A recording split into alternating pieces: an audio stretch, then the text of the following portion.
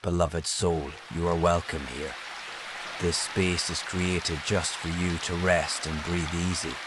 Let the worries of the day slip away for a while. May gentle peace find you, and may your mind settle in quiet comfort. 1 Samuel chapter 1.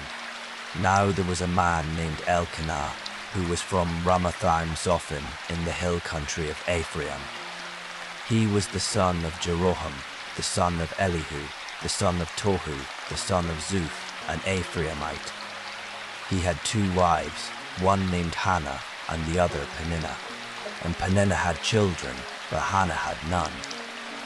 Year after year Elkanah would go up from his city to worship and sacrifice to the Lord of hosts at Shiloh, where Eli's 2 sons, Hophni and Phinehas, were priests to the Lord. And whenever the day came for Elkanah to present his sacrifice, he would give portions to his wife Peninnah and to all her sons and daughters. But to Hannah he would give a double portion, for he loved her, even though the Lord had closed her womb.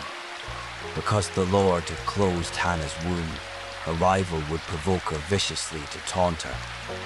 And this went on year after year. Whenever Hannah went up to the house of the Lord, a rival taunted her until she wept and would not eat. "Hannah, why are you crying?" her husband Elkanah asked. "Why won't you eat? Why is your heart so grieved? Am I not better to you than 10 sons?" So after they had finished eating and drinking in Shiloh, Hannah stood up. Now Eli the priest was sitting on a chair by the doorpost of the temple of the Lord. In her bitter distress, Hannah prayed to the Lord and wept with many tears. And she made a vow, saying, "O Lord of hosts, if only you will look upon the affliction of your maidservant and remember me, not forgetting your maidservant, but giving her a son, then I will dedicate him to the Lord all the days of his life, and no razor shall ever touch his head." As Hannah kept on praying before the Lord, Eli watched her mouth. Hannah was praying in her heart, and though her lips were moving, her voice could not be heard. So Eli thought she was drunk and said to her, "How long will you be drunk? Put away your wine." "No, my lord," Hannah replied. "I am a woman troubled in spirit. I have not had any wine or strong drink, but I have poured out my soul before the Lord. Do not take your servant for a wicked woman, for all this time I have been praying out of the depth of my anguish and grief." "Go in peace," Eli replied, "and may the God of Israel grant the petition you have asked of him." "May your maidservant find favor with you," said Hannah. Then she went on her way, and she began to eat, and her face was no longer downcast. The next morning they got up early to bow in worship before the Lord, and then they returned home to Ramah. And Elkanah had relations with his wife Hannah, and the Lord remembered her. So in the course of time, Hannah conceived and gave birth to a son. She named him Samuel, saying, "Because I have asked for him from the Lord." Then Elkanah and all his house went up to make the annual sacrifice to the Lord and to fulfill his vow, but Hannah did not go. After the boy is weaned, she said to her husband, "I will take him to appear before the Lord and to stay there permanently." "Do what you think is best," her husband Elkanah replied, "and stay here until you have weaned him. Only may the Lord confirm his word." So Hannah stayed and nursed her son until she had weaned him. Once she had weaned him, Hannah took the boy with her, along with a 3-year-old bull, an ephah of flour, and a skin of wine. Though the boy was still young, she brought him to the house of the Lord at Shiloh. And when they had slaughtered the bull, they brought the boy to Eli. "Please, my lord," said Hannah, "as surely as you live, my lord, I am the woman who stood here beside you praying to the Lord. I prayed for this boy, and since the Lord has granted me what I asked of him, I now dedicate the boy to the Lord. For as long as he lives, he is dedicated to the Lord." So they worshipped the Lord there. Chapter 2. At that time Hannah prayed, My heart rejoices in the Lord. My horn is exalted in the Lord. My mouth speaks boldly against my enemies, for I rejoice in your salvation. There is no one holy like the Lord. Indeed, there is no one besides you, and there is no rock like our God. Do not boast so proudly, or let arrogance come from your mouth, for the Lord is a God who knows, and by him actions are weighed. The bows of the mighty are broken, but the feeble are equipped with strength. The well-fed hire themselves out for food, but the starving hunger no more. The barren woman gives birth to 7, but she who has many sons pines away. The Lord brings death and gives life. He brings down to Sheol and raises up. The Lord sends poverty and wealth. He humbles and he exalts. He raises the poor from the dust and lifts the needy from the ash heap. He seats them among princes and bestows on them a throne of honor. For the foundations of the earth are the Lord's, and upon them he has set the world. He guards the steps of his faithful ones, but the wicked perish in darkness, for by his own strength shall no man prevail. Those who oppose the Lord will be shattered. He will thunder from heaven against them. The Lord will judge the ends of the earth, and will give power to his king. He will exalt the horn of his anointed. Then Elkanah went home to Ramah, but the boy began ministering to the Lord before Eli the priest. Now the sons of Eli were wicked men. They had no regard for the Lord, or for the custom of the priests with the people. When any man offered a sacrifice, the servant of the priest would come with a 3-pronged meat fork, while the meat was boiling, and plunge it into the pan or kettle or cauldron or cooking pot. And the priest would claim for himself whatever the meat fork brought up. This is how they treated all the Israelites who came to Shiloh. Even before the fat was burned, the servant of the priest would come and say to the man who was sacrificing, "Give the priest some meat to roast, because he will not accept boiled meat from you, but only raw." And if any man said to him, "The fat must be burned first," "Then you may take whatever you want," the servant would reply, "No, you must give it to me right now. If you refuse, I will take it by force." Thus, the sin of these young men was severe in the sight of the Lord, for they were treating the Lord's offering with contempt. Now Samuel was ministering before the Lord, a boy wearing a linen ephod. Each year his mother would make him a little robe and bring it to him when she went with her husband to offer the annual sacrifice. And Eli would bless Elkanah and his wife, saying, "May the Lord give you children by this woman in place of the one she dedicated to the Lord." Then they would go home. So the Lord attended to Hannah, and she conceived and gave birth to 3 sons and 2 daughters.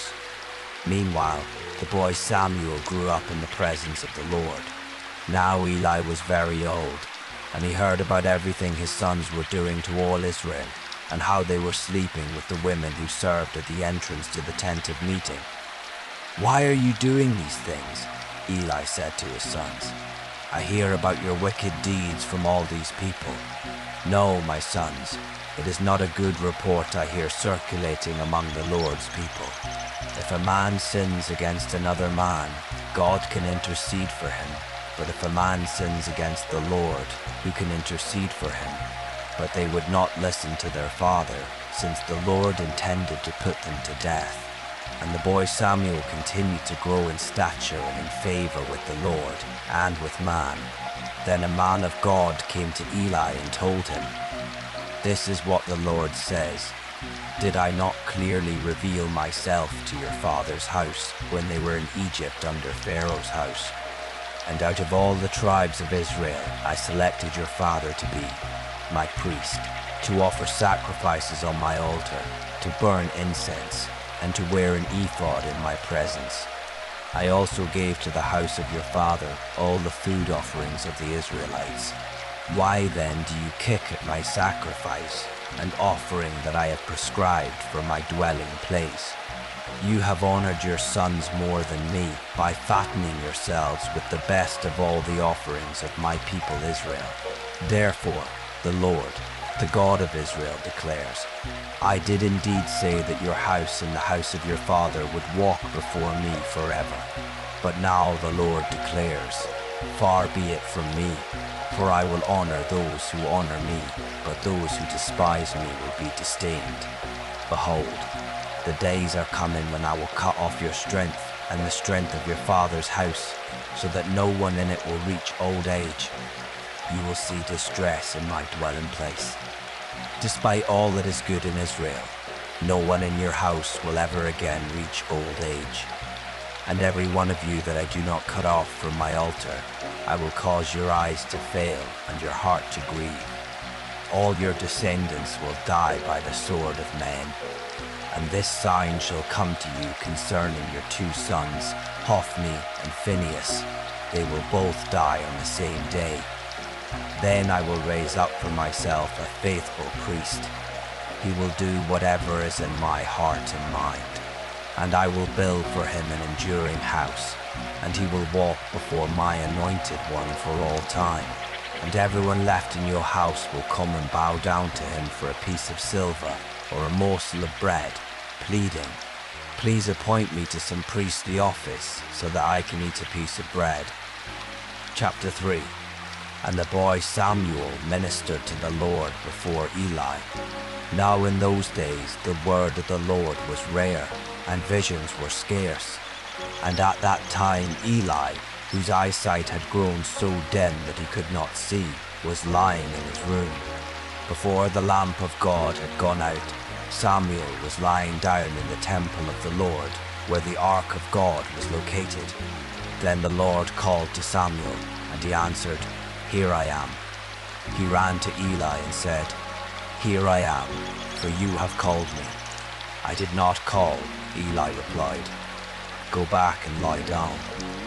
So he went and lay down. Once again the Lord called, Samuel. So Samuel got up, went to Eli and said, Here I am, for you have called me. My son, I did not call, Eli replied. Go back and lie down. Now Samuel did not yet know the Lord, because the word of the Lord had not yet been revealed to him. Once again, for the third time, the Lord called to Samuel. He got up, went to Eli, and said, Here I am, for you have called me. Then Eli realized that it was the Lord who was calling the boy. Go and lie down, he said to Samuel. And if he calls you, say, Speak, Lord, for your servant is listening. So Samuel went and lay down in his place. Then the Lord came and stood there, calling as before, Samuel, Samuel. And Samuel answered, Speak, for your servant is listening. Then the Lord said to Samuel, I am about to do something in Israel, at which the ears of all who hear it will tingle. On that day I will carry out against Eli everything I have spoken about his house from beginning to end. I told him that I would judge his house forever for the iniquity of which he knows, because his sons blasphemed God and he did not restrain them. Therefore I have sworn to the house of Eli, the iniquity of Eli's house shall never be atoned for by sacrifice or offering. Samuel lay down until the morning. Then he opened the doors of the house of the Lord. He was afraid to tell Eli the vision, but Eli called to him and said, Samuel, my son. Here I am, answered Samuel. What was the message he gave you? Eli asked. Do not hide it from me. May God punish you, and ever so severely, if you hide from me anything he said to you. So Samuel told him everything, and did not hide a thing from him. He is the Lord, replied Eli. Let him do what is good in his eyes. And Samuel grew, and the Lord was with him, and he let none of Samuel's words fall to the ground. So all Israel from Dan to Beersheba knew that Samuel was confirmed as a prophet of the Lord. And the Lord continued to appear at Shiloh, because there he revealed himself to Samuel by his word. Let your body sink comfortably into where you rest, feeling the surface beneath you support every part of you. Chapter 4. Thus the word of Samuel came to all Israel. Now the Israelites went out to meet the Philistines in battle, and camped to Ebenezer, while the Philistines camped to Aphek. The Philistines arrayed themselves against Israel, and as the battle spread, Israel was defeated by the Philistines, who struck down about 4,000 men on the battlefield. When the troops returned to the camp, the elders of Israel asked, "Why has the Lord brought defeat on us before the Philistines today? Let us bring the ark of the covenant of the Lord from Shiloh, so that it may go with us to save us from the hand of our enemies." So the people sent men to Shiloh, and they brought back the ark of the covenant of the Lord of hosts, who sits enthroned between the cherubim. And the two sons of Eli, Hophni and Phinehas, were there with the ark of the covenant of God. When the ark of the covenant of the Lord entered the camp, all the Israelites raised such a great shout that the ground shook. On hearing the noise of the shout, the Philistines asked, "What is this loud shouting in the camp of the Hebrews?" And when they realized that the ark of the Lord had entered the camp, the Philistines were afraid. "The gods have entered their camp," they said. "Woe to us, for nothing like this has happened before. Woe to us! Who will deliver us from the hand of these mighty gods? These are the gods who struck the Egyptians with all kinds of plagues in the wilderness. Take courage and be men, O Philistines. Otherwise, you will serve the Hebrews just as they served you. Now be men and fight." So the Philistines fought, and Israel was defeated, and each man fled to his tent. The slaughter was very great. 30,000 foot soldiers of Israel fell. The ark of God was captured, and Eli's two sons, Hophni and Phinehas, died. That same day, a Benjamite ran from the battle line all the way to Shiloh, with his clothes torn and dirt on his head. When he arrived, there was Eli sitting on his chair beside the road and watching, because his heart trembled for the ark of God. When the man entered the city to give a report, the whole city cried out. Eli heard the outcry and asked, "Why this commotion?" So the man hurried over and reported to Eli. Now Eli was 98 years old, and his gaze was fixed because he could not see. "I have just come from the battle," the man said to Eli.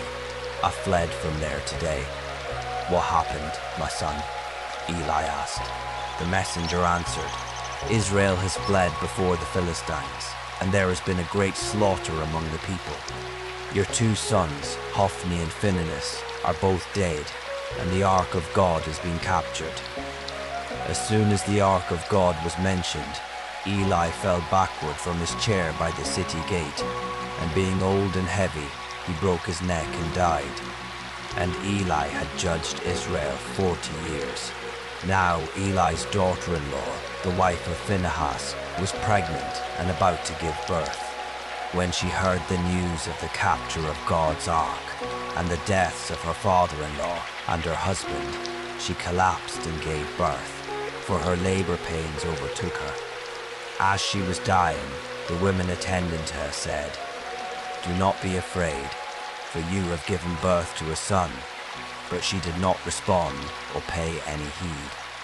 And she named the boy Ichabod, saying, "The glory has departed from Israel, because the ark of God had been captured, and her father-in-law and her husband had been killed.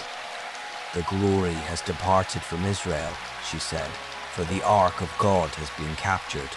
Chapter 5.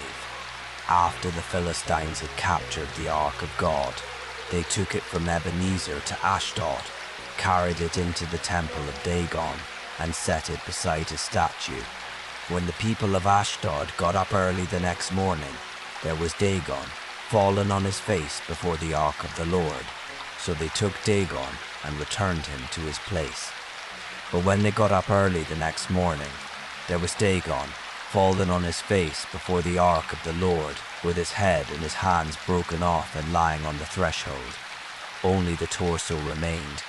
That is why, to this day, the priests of Dagon and all who enter the temple of Dagon in Ashdod do not step on the threshold.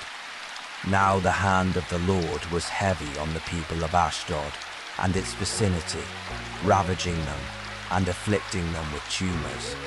And when the men of Ashdod saw what was happening, they said, "The ark of the God of Israel must not stay here with us, because his hand is heavy upon us and upon our God Dagon." So they called together all the rulers of the Philistines and asked, "What shall we do with the ark of the God of Israel?" "It must be moved to Gath," they replied. So they carried away the ark of the God of Israel. But after they had moved the ark to Gath, the Lord's hand was also against that city, throwing it into great confusion and afflicting the men of the city, both young and old, with an outbreak of tumors. So they sent the ark of God to Ekron. But as it arrived, the Ekronites cried out, "They have brought us the ark of the God of Israel in order to kill us and our people." Then the Ekronites called together all the rulers of the Philistines and said, "Send away the ark of the God of Israel. It must return to its place, so that it will not kill us and our people." For a deadly confusion had pervaded the city. The hand of God was very heavy upon it. Those who did not die were afflicted with tumors, and the outcry of the city went up to heaven. Chapter 6. When the ark of the Lord had been in the land of the Philistines 7 months, the Philistines summoned the priests and diviners, saying, "What shall we do with the ark of the Lord? Tell us how to send it back to its place." They replied, "If you return the ark of the God of Israel, do not send it away empty, but by all means return it to him with a guilt offering. Then you will be healed, and you will understand why his hand has not been lifted from you." "What guilt offering should we send back to him?" asked the Philistines. 5 gold tumors and 5 gold rats, they said, according to the number of rulers of the Philistines, since the same plague has struck both you and your rulers. Make images of your tumors and of the rats that are ravaging the land. Give glory to the God of Israel, and perhaps he will lift his hand from you and your gods in your land. Why harden your hearts as the Egyptians and Pharaoh hardened theirs? When he afflicted them, did they not send the people out so they could go on their way? Now therefore, prepare 1 new cart with 2 milk cows that have never been yoked. Hitch the cows to the cart, but take their calves away and pen them up. Take the ark of the Lord, set it on the cart, and in a chest beside it, put the gold objects you are sending back to him as a guilt offering. Then send the ark on its way, but keep watching it. If it goes up the road to its homeland, toward Beth Shemesh, it is the Lord who has brought on us this great disaster. But if it does not, then we will know that it was not his hand that punished us, and that it happened by chance." So the men did as instructed. They took 2 milk cows, hitched them to the cart, and penned up their calves. Then they put the ark of the Lord on the cart, along with the chest containing the gold rats and the images of the tumors. And the cows headed straight up the road toward Beth Shemesh, staying on that one highway and lowing as they went, never straying to the right or to the left. The rulers of the Philistines followed behind them to the border of Beth Shemesh. Now the people of Beth Shemesh were harvesting wheat in the valley, and when they looked up and saw the ark, they were overjoyed at the sight. The cart came to the field of Joshua of Beth Shemesh and stopped there near a large rock. The people chopped up the cart and offered the cows as a burnt offering to the Lord. And the Levites took down the ark of the Lord and the chest containing the gold objects, and they placed them on the large rock. That day, the men of Beth Shemesh offered burnt offerings and made sacrifices to the Lord. And when the 5 rulers of the Philistines saw this, they returned to Ekron that same day. As a guilt offering to the Lord, the Philistines had sent back 1 gold tumor for each city: Ashdod, Gaza, Ashkelon, Gath, and Ekron.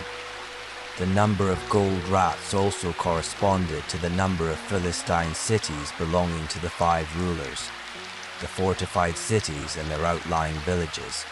And the large rock on which they placed the ark of the Lord stands to this day in the field of Joshua of Beth Shemesh. But God struck down some of the people of Beth Shemesh because they looked inside the ark of the Lord. He struck down 70 men, and the people mourned because the Lord had struck them with a great slaughter. The men of Beth Shemesh asked, "Who can stand in the presence of the Lord, this holy God? To whom should the ark go up from here?" So they sent messengers to the people of Kiriath-Jearim, saying, "The Philistines have returned the ark of the Lord. Come down and take it up with you. Allow each breath to arrive softly, bringing ease with every gentle inhale and release with every quiet exhale." Chapter 7.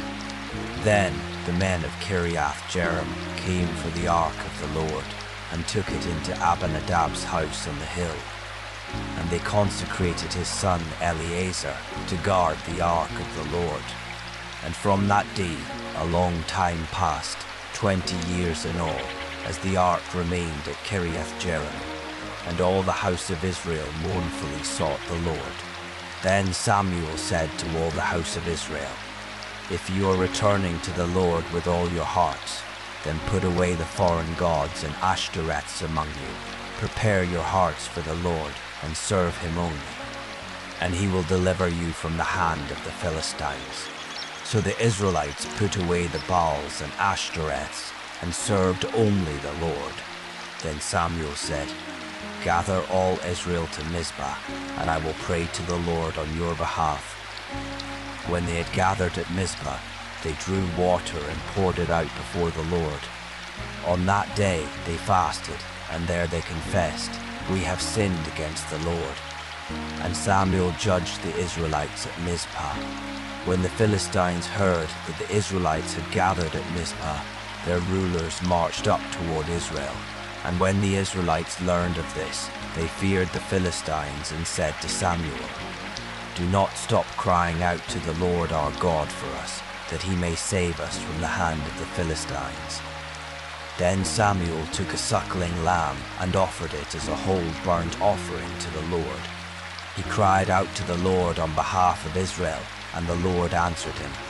As the Philistines drew near to fight against Israel, Samuel was offering up the burnt offering. But that day the Lord thundered loudly against the Philistines and threw them into such confusion that they fled before Israel. Then the men of Israel charged out of Mizpah and pursued the Philistines, striking them down all the way to an area below Beth-kar. Afterward, Samuel took a stone and set it up between Mizpah and Shen. He named it Ebenezer, saying, "Thus far the Lord has helped us." So the Philistines were subdued, and they stopped invading the territory of Israel. And the hand of the Lord was against the Philistines all the days of Samuel. The cities from Ekron to Gath, which the Philistines had taken, were restored to Israel, who also delivered the surrounding territory from the hand of the Philistines. And there was peace between the Israelites and the Amorites. So Samuel judged Israel all the days of his life. Every year he would go on a circuit from Bethel to Gilgal to Mizpah, judging Israel in all these places. Then he would return to Ramah, because his home was there, and there he judged Israel and built an altar to the Lord. Chapter 8. When Samuel grew old, he appointed his sons as judges over Israel. The name of his firstborn son was Joel, and the name of his second was Abijah. They were judges in Beersheba, but his sons did not walk in his ways. They turned aside toward dishonest gain, accepting bribes and perverting justice. So all the elders of Israel gathered together and came to Samuel at Ramah. "Look," they said, "you are old, and your sons do not walk in your ways. Now appoint a king to judge us like all the other nations." But when they said, "Give us a king to judge us," their demand was displeasing in the sight of Samuel, so he prayed to the Lord. And the Lord said to Samuel, "Listen to the voice of the people in all that they say to you, for it is not you they have rejected, but they have rejected me as their king, just as they have done from the day I brought them up out of Egypt until this day, forsaking me and serving other gods. So they are doing to you. Now listen to their voice, but you must solemnly warn them and show them the manner of the king who will reign over them." So Samuel spoke all the words of the Lord to the people who were asking him for a king. He said, "This will be the manner of the king who will reign over you. He will take your sons and appoint them to serve his own chariots and horses, and to run in front of his chariots. He will appoint some for himself as commanders of thousands and of 50s, and others to plow his ground, to reap his harvest, and to make his weapons of war and equipment for his chariots. And he will take your daughters to be perfumers, cooks, and bakers. He will take the best of your fields and vineyards and olive groves and give them to his servants. He will take 1/10 of your grain and grape harvest and give it to his officials and servants. And he will take your men servants and maid servants and your best cattle and donkeys and put them to his own use. He will take 1/10 of your flocks, and you yourselves will become his slaves. When that day comes, you will beg for relief from the king you have chosen, but the Lord will not answer you on that day." Nevertheless, the people refused to listen to Samuel. "No," they said, "we must have a king over us. Then we will be like all the other nations, with a king to judge us, to go out before us, and to fight our battles." Samuel listened to all the words of the people and repeated them in the hearing of the Lord.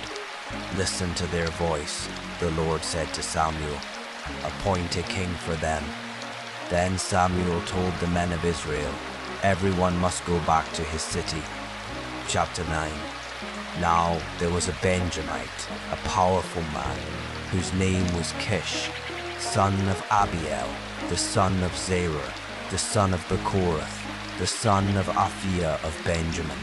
And he had a son named Saul, choice and handsome, without equal among the Israelites, a head taller than any of the people. One day, the donkeys of Saul's father Kish wandered off, and Kish said to his son Saul, "Take one of the servants and go look for the donkeys." So Saul passed through the hill country of Ephraim, and then through the land of Shalisha, but they did not find the donkeys. He and the servant went through the region of Shalem, but they were not there. Then they went through the land of Benjamin, and still they did not find them. When they reached the land of Zuph, Saul said to his servant, "Come, let us go back, or my father will stop worrying about the donkeys and start worrying about us." "Look," said the servant, "in this city there is a man of God who is highly respected. Everything he says surely comes to pass. Let us go there now. Perhaps he will tell us which way to go." "If we do go," Saul replied, "what can we give the man? For the bread in our packs is gone, and there is no gift to take to the man of God." "What do we have?" The servant answered him again. "Look," he said, "I have here in my hand a 1/4 shekel of silver. I will give it to the man of God, and he will tell us our way." Formerly in Israel, a man on his way to inquire of God would say, "Come, let us go to the seer." For the prophet of today was formerly called the seer. "Good," said Saul to his servant. "Come, let us go." So they set out for the city where the man of God was. And as they were climbing the hill to the city, they met some young women coming out to draw water and asked, "Is the seer here?" "Yes, he is ahead of you," they answered. "Hurry now." For today he has come to the city because the people have a sacrifice on the high place. As soon as you enter the city, you will find him before he goes up to the high place to eat. The people will not eat until he comes, because he must bless the sacrifice. After that, the guests will eat. Go up at once, you will find him." So Saul and his servant went up toward the city, and as they were entering it, there was Samuel coming toward them on his way up to the high place. Now on the day before Saul's arrival, the Lord had revealed to Samuel, "At this time tomorrow I will send you a man from the land of Benjamin, and you are to anoint him ruler over my people Israel. He will save them from the hand of the Philistines, for I have looked upon my people, because their cry has come to me." When Samuel saw Saul, the Lord told him, "Here is the man of whom I spoke. He shall rule over my people." Saul approached Samuel in the gateway and asked, "Would you please tell me where the seer's house is?" "I am the seer," Samuel replied. "Go up before me to the high place, for you shall eat with me today. And when I send you off in the morning, I will tell you all that is in your heart. As for the donkeys you lost 3 days ago, do not worry about them, for they have been found. And upon whom is all the desire of Israel, if not upon you and all your father's house?" Saul replied, "Am I not a Benjamite from the smallest tribe of Israel? And is not my clan the least of all the clans of Benjamin? So why would you say such a thing to me?" Then Samuel took Saul and his servant, brought them into the hall, and seated them in the place of honor among those who were invited, about 30 in all. And Samuel said to the cook, "Bring the portion I gave you and told you to set aside." So the cook picked up the leg and what was attached to it and set it before Saul. Then Samuel said, "Here is what was kept back. It was set apart for you. Eat, for it has been kept for you for this occasion, from the time I said, 'I have invited the people.'" So Saul dined with Samuel that day, and after they had come down from the high place into the city, Samuel spoke with Saul on the roof of his house. They got up early in the morning, and just before dawn Samuel called to Saul on the roof, "Get ready, and I will send you on your way." So Saul got ready, and both he and Samuel went outside together. As they were going down to the edge of the city, Samuel said to Saul, "Tell the servant to go on ahead of us, but you stay for a while, and I will reveal to you the word of God." So the servant went on. "If thoughts arise, let them drift like soft clouds, knowing you don't need to hold on to anything right now." Chapter 10. Then Samuel took a flask of oil, poured it on Saul's head, kissed him, and said, "Has not the Lord anointed you ruler over his inheritance? When you leave me today, you will find 2 men at Rachel's tomb in Zelzah on the border of Benjamin.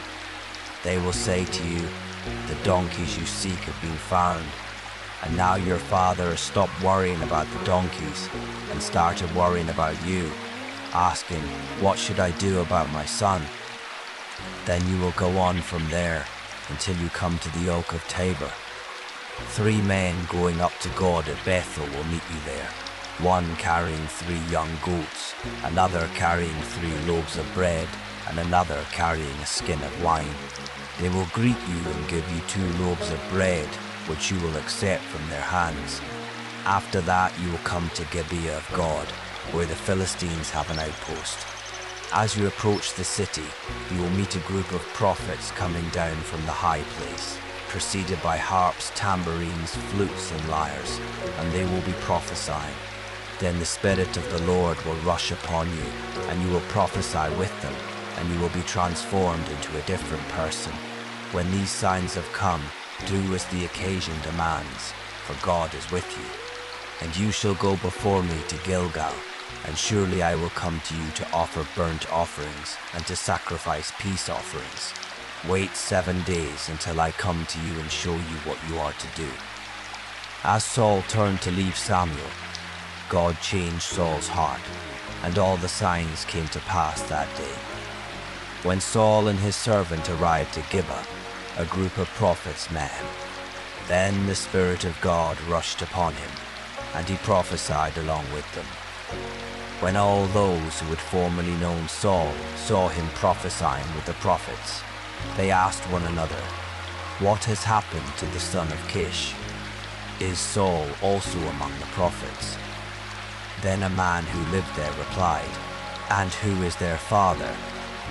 So the saying became a proverb, "Is Saul also among the prophets?" And when Saul had finished prophesying, he went up to the high place. Now Saul's uncle asked him and his servant, "Where did you go?" "To look for the donkeys," Saul replied. "When we saw they were not to be found, we went to Samuel." "Tell me," Saul's uncle asked, "what did Samuel say to you?" And Saul replied, "He assured us that the donkeys had been found." But Saul did not tell his uncle what Samuel had said about the kingship. After this, Samuel summoned the people to the Lord at Mizpah and said to the Israelites, "This is what the Lord, the God of Israel, says. I brought Israel up out of Egypt, and I rescued you from the hands of the Egyptians and of all the kingdoms that oppressed you. But today you have rejected your God, who saves you from all your troubles and afflictions, and you have said to him, 'No, set a king over us.' Now therefore present yourselves before the Lord by your tribes and clans."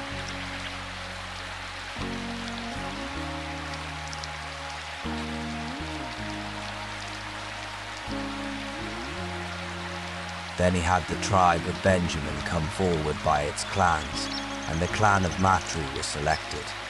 Finally, Saul son of Kish was selected, but when they looked for him, they could not find him. So again they inquired of the Lord, "Has the man come here yet?" And the Lord replied, "Behold, he has hidden himself among the baggage." So they ran and brought Saul, and when he stood among the people, he was a head taller than any of the others. Samuel said to all the people, "Do you see the one the Lord has chosen? There is no one like him among all the people." And all the people shouted, "Long live the king!" Then Samuel explained to the people the rights of kingship. He wrote them on a scroll and laid it up before the Lord. And Samuel sent all the people away, each to his own home. Saul also went to his home in Gibeah, and the men of valor whose hearts God had touched went with him. But some worthless men said, "How can this man save us?" So they despised him and brought him no gifts. But Saul remained silent about it. Chapter 11. Then Nahash the Ammonite came up and laid siege to Jabesh Gilead. All the men of Jabesh said to him, "Make a treaty with us, and we will serve you." But Nahash the Ammonite replied, "I will make a treaty with you on one condition, that I may put out everyone's right eye and bring reproach upon all Israel."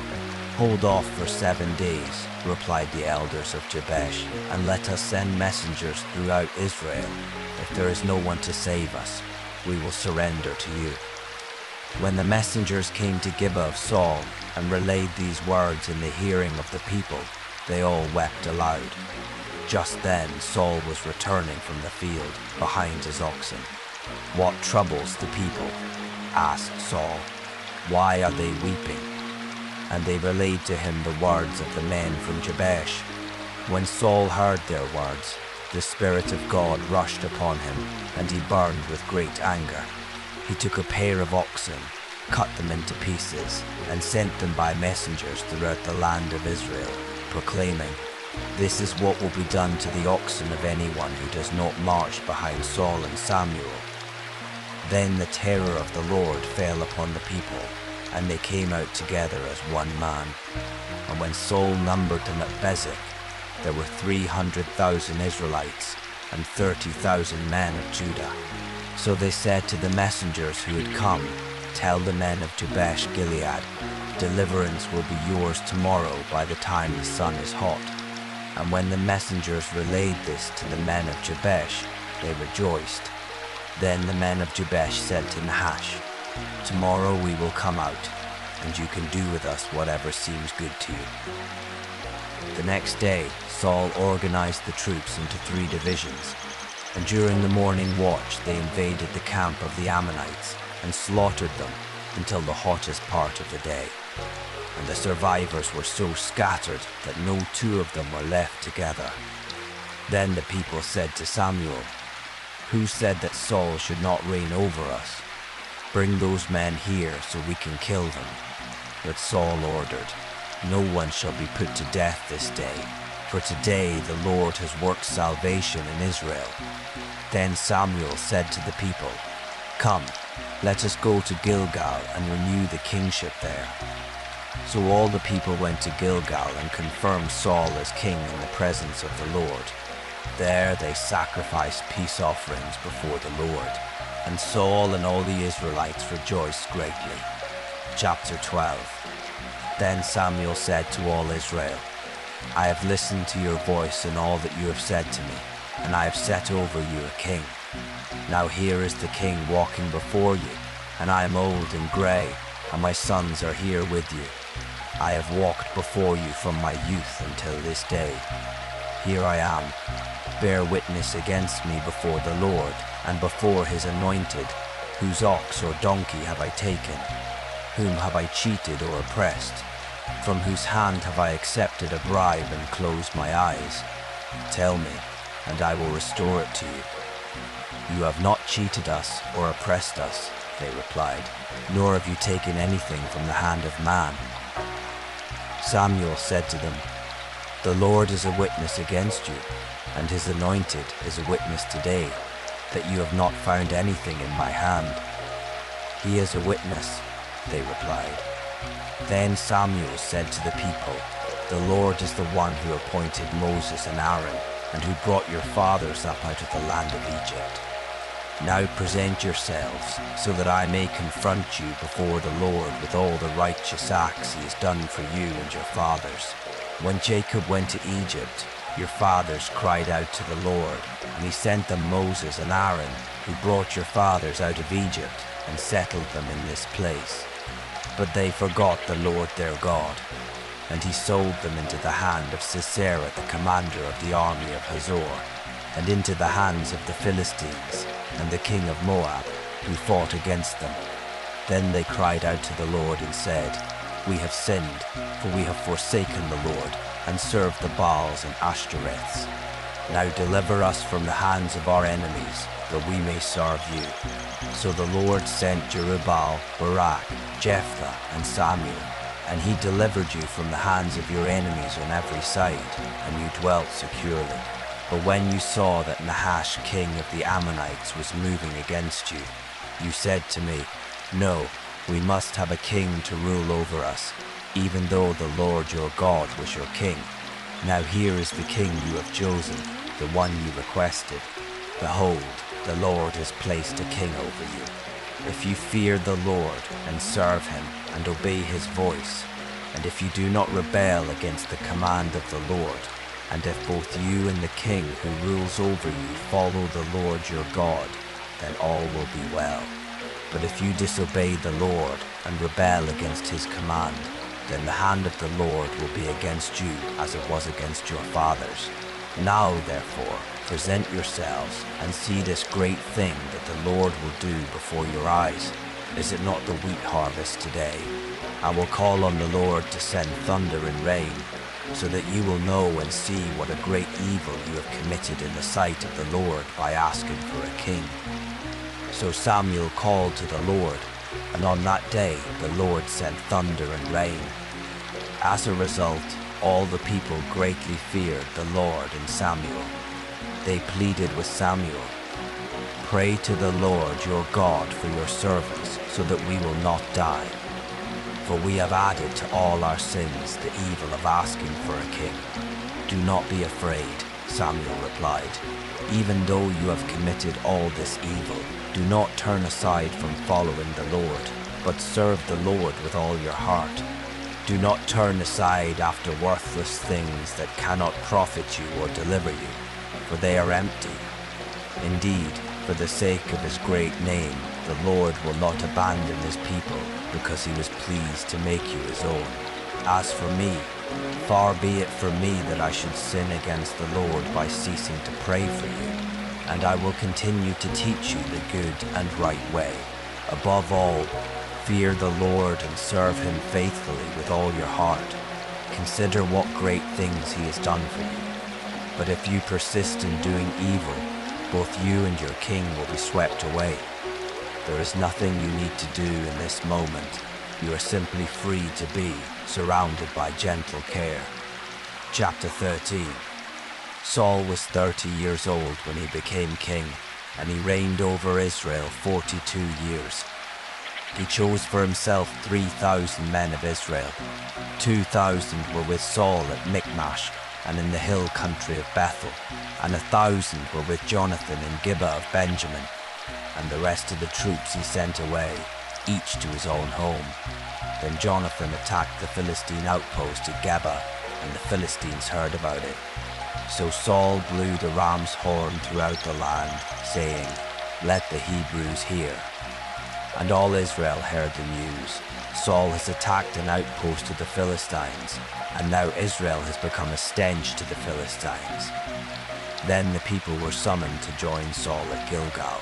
Now the Philistines assembled to fight against Israel with 3,000 chariots, 6,000 horsemen, and troops as numerous as the sand on the seashore.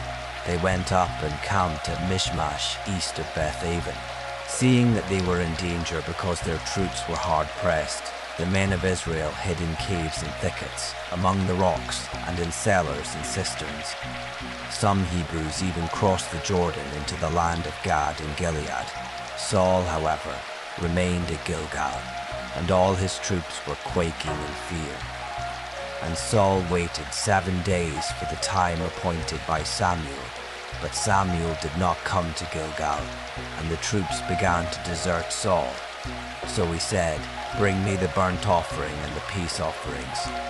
And he offered up the burnt offering. Just as he finished offering the burnt offering, Samuel arrived, and Saul went out to greet him. "What have you done?" Samuel asked. And Saul replied, "When I saw that the troops were deserting me, and that you did not come at the appointed time, and the Philistines were gathering at Michmash, I thought, now the Philistines will descend upon me at Gilgal, and I have not sought the favor of the Lord, so I felt compelled to offer the burnt offering." "You have acted foolishly," Samuel declared. "You have not kept the command that the Lord your God gave you. If you had, the Lord would have established your kingdom over Israel for all time. But now your kingdom will not endure. The Lord has sought a man after his own heart and appointed him ruler over his people, because you have not kept the command of the Lord." Then Samuel set out from Gilgal and went up to Gibeah and Benjamin, and Saul numbered the troops who were with him, about 600 men. Now Saul and Jonathan his son, and the troops with them were staying in Gibeah of Benjamin, while the Philistines camped at Michmash. And raiders went out of the Philistine camp in 3 divisions. One headed toward Ophrah in the land of Shual, another toward Beth-horon, and the third down the border road overlooking the valley of Zeboim facing the wilderness. And no blacksmith could be found in all the land of Israel, because the Philistines had said, "The Hebrews must not be allowed to make swords or spears." Instead, all the Israelites would go down to the Philistines to sharpen their plowshares, mattocks, axes, and sickles. The charge was a pim for sharpening a plowshare or mattock, 1/3 of a shekel for sharpening a pitchfork or an axe, and 1/3 of a shekel for repointing an ox goad. So on the day of battle not a sword or spear could be found in the hands of the troops with Saul and Jonathan. Only Saul and his son Jonathan had weapons, and a garrison of the Philistines had gone out to the pass at Michmash. Chapter 14. One day Jonathan, son of Saul, said to the young man bearing his armor, "Come, Let us cross over to the Philistine outpost on the other side." But Jonathan did not tell his father. Meanwhile, Saul was staying under the pomegranate tree in Migron on the outskirts of Gibeah, and the troops who were with him numbered about 600 men, including Ahijah, who was wearing an ephod. He was the son of Ichabod's brother, Ahitub's son of Phinehas, the son of Eli, the priest of the Lord in Shiloh. But the troops did not know that Jonathan had left. Now there were cliffs on both sides of the pass that Jonathan intended to cross to reach the Philistine outpost. One was named Bozez, and the other Sene. One cliff stood to the north toward Michmash, and the other to the south toward Geba. Jonathan said to the young man bearing his armor, "Come, let us cross over to the outpost of these uncircumcised men. Perhaps the Lord will work on our behalf. Nothing can hinder the Lord from saving, whether by many or by few." His armor-bearer replied, "Do all that is in your heart. Go ahead, I am with you, heart and soul." "Very well," said Jonathan. "We will cross over toward these men and show ourselves to them. If they say, 'Wait until we come to you,' then we will stay where we are and will not go up to them. But if they say, 'Come on up,' then we will go up, because this will be our sign that the Lord has delivered them into our hands." So the two of them showed themselves to the outpost of the Philistines, who exclaimed, "Look, the Hebrews are coming out of the holes in which they were hiding." So the men of the outpost called out to Jonathan and his armor-bearer, "Come on up, and we will teach you a lesson." "Follow me," Jonathan told his armor-bearer, "for the Lord has delivered them into the hand of Israel." So Jonathan climbed up on his hands and feet, with his armor-bearer behind him, and the Philistines fell before Jonathan, and his armor-bearer followed and finished them off. In that first assault, Jonathan and his armor-bearer struck down about 20 men and about half an acre of land. Then panic struck the Philistines in the camp, in the field, and among all the people. Even those in the outposts and raiding parties trembled. Indeed, the earth quaked, and panic spread from God. Now when Saul's watchmen at Gibeah and Benjamin looked and saw the troops melting away and scattering in every direction, Saul said to the troops who were with him, "Call the roll and see who has left us." And when they had called the roll, they saw that Jonathan and his armor-bearer were not there. Then Saul said to Ahijah, "Bring the ark of God," for at that time it was with the Israelites. While Saul was talking to the priest, the commotion in the Philistine camp continued to increase. So Saul said to the priest, "Withdraw your hand." Then Saul and all his troops assembled and marched to the battle, and they found the Philistines in total confusion, with each man wielding the sword against his neighbor. And the Hebrews, who had previously gone up into the surrounding camps to join the Philistines, now went over to the Israelites who were with Saul and Jonathan. When all the Israelites who had been hiding in the hill country of Ephraim heard that the Philistines were fleeing, they also joined the battle in close pursuit. So the Lord saved Israel that day, and the battle moved on beyond Bethaven. Now the men of Israel were in distress that day, for Saul had placed the troops under an oath, saying, "Cursed is the man who eats any food before evening, before I have taken vengeance on my enemies." So none of the troops tasted any food. Then all the troops entered the forest, and there was honey on the ground. And when they entered the forest and saw the flowing honey, not one of them put his hand to his mouth, because they feared the oath. Jonathan, however, had not heard that his father had bound the people with the oath.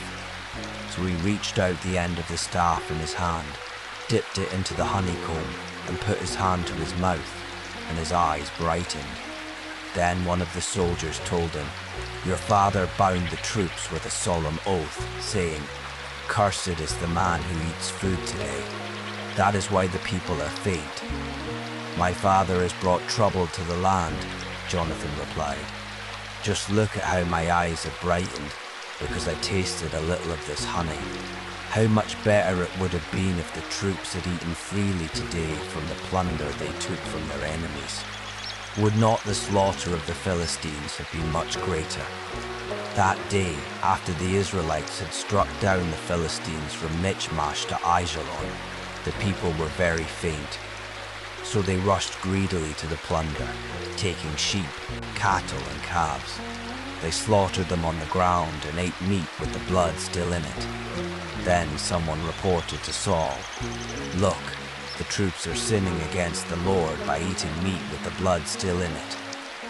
"You have broken faith," said Saul. "Roll a large stone over here at once."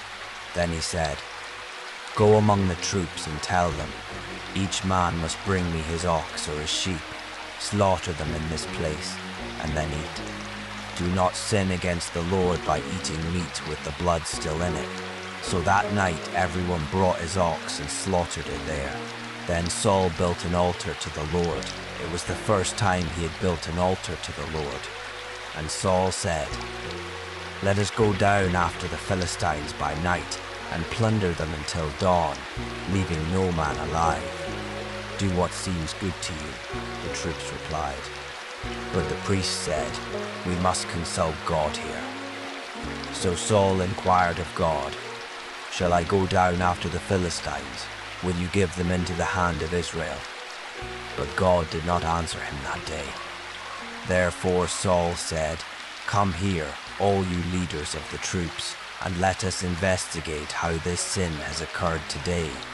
As surely as the Lord who saves Israel lives, even if it is my son Jonathan, he must die." But not one of the troops said a word. Then Saul said to all Israel, "You stand on one side, and I and my son Jonathan will stand on the other side." "Do what seems good to you," the troops replied. So Saul said to the Lord, the God of Israel, "Why have you not answered your servant this day? If the fault is with me or my son Jonathan, respond with Urim. But if the fault is with the men of Israel, respond with Thummim." And Jonathan and Saul were selected, but the people were cleared of the charge. Then Saul said, "Cast the lot between me and my son Jonathan." And Jonathan was selected. "Tell me what you have done," Saul commanded him. So Jonathan told him, "I only tasted a little honey with the end of the staff that was in my hand, and now I must die." And Saul declared, "May God punish me, and ever so severely, if you, Jonathan, do not surely die."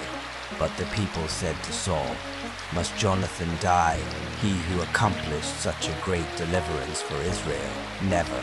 As surely as the Lord lives, not a hair of his head will fall to the ground, for with God's help he has accomplished this today." So the people rescued Jonathan, and he did not die. Then Saul gave up his pursuit of the Philistines, and the Philistines returned to their own land. After Saul had assumed the kingship over Israel, he fought against all his enemies on every side: the Moabites, the Ammonites, the Edomites, the kings of Zobah, and the Philistines. Wherever he turned, he routed them. He fought valiantly and defeated the Amalekites, delivering Israel from the hands of its plunderers. Now the sons of Saul were Jonathan, Ishvi, and Malchishua.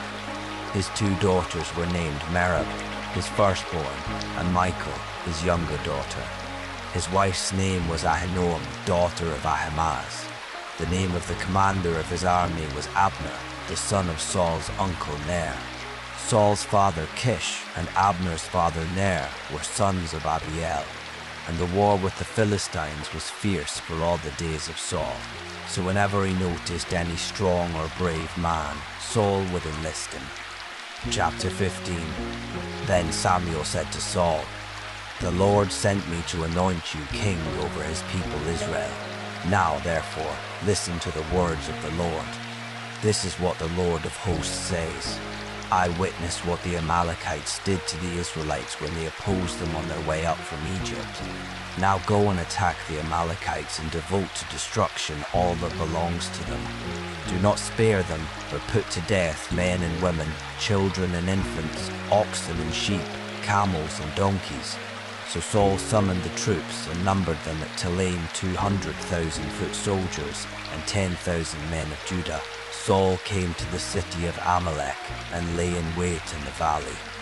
And he warned the Kenizzites, since you showed kindness to all the Israelites when they came up out of Egypt, go on and get away from the Amalekites. Otherwise, I will sweep you away with them. So the Kenizzites moved away from the Amalekites.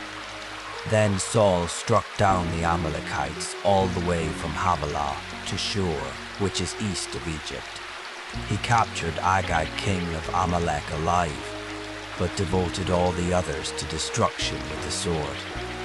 Saul and his troops spared Agag, along with the best of the sheep and cattle, the fat calves and lambs, and the best of everything else.